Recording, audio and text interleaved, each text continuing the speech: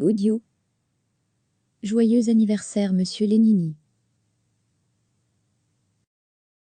Éric Lénini voit le jour le 20 février 1970 à Huy. Papa est guitariste, maman cantatrice et dès ses 6 ans, il apprend le piano.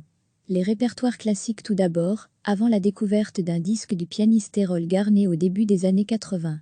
Éric trouve alors son langage, celui du jazz. Vient alors l'heure de l'apprentissage, avec les jazzmen Stéphane Galland et Fabrizio Cassol, qui formeront plus tard le groupe Akamoon, et de la découverte de grands noms du jazz, Mkwatine pour l'intensité dramatique, Chick Corea pour la technique, Keith Jarrett pour la relecture de standards. Faisant ses gammes dans les clubs de la scène belge, Éric Lénini fait la connaissance du saxophoniste Jacques Pelzé, qui l'invite à jouer avec lui et rejoindre ensuite sa formation. Avant de s'envoler pour les États-Unis, Lénini enregistre l'album Essentiel chez Igloo Records. Il restera 2 ans à New York, découvrant les rythmes funky et rats de la ville qui ne dort jamais, mais aussi l'importance du pianiste Herbie Hancock dans l'histoire du piano de jazz. De retour en Belgique, il retrouve Jacques Pelzé et intègre l'orchestre de Tuttieulement. En 1993, Éric rencontre le saxophoniste Stefano Di Battista, avec qui il part à la conquête de Paris. 2 ans plus tard, c'est la sortie de l'album Rhythmsphere en compagnie de Philippa R, basse, Joe Lovano, saxophone, et Félix Sainte-Aine, batterie. Prima Vista est une de ses compositions qui ouvre cet album, et qu'il interprétait sur la plateau de l'émission Françoise et les siens, présentée par Françoise Walravant. Le succès est au rendez-vous.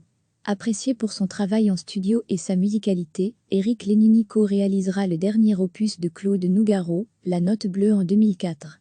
En 2008, avec l'album Tripin, il achève le dernier volet du triptyque, Miss Soul, Bibougalou, où sa science des standards se double d'une connaissance des classiques soul.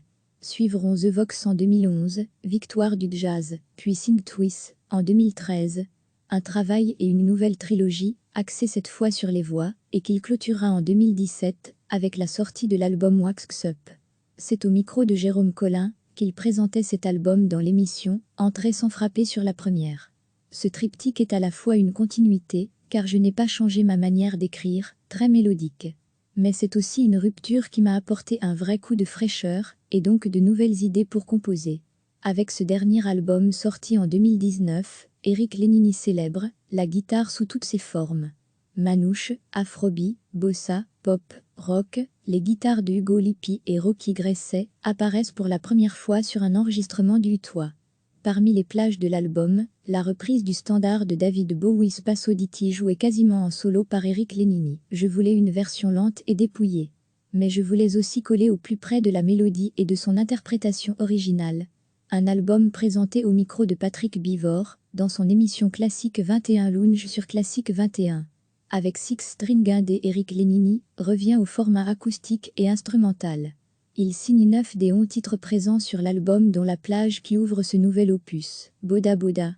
Éric Lénini, piano Rocky Gresset, guitare Hugo Lippi, guitare Thomas Bramery, contrebasse Label, Anteprima. Cliquez sur s'abonner pour recevoir les dernières nouvelles.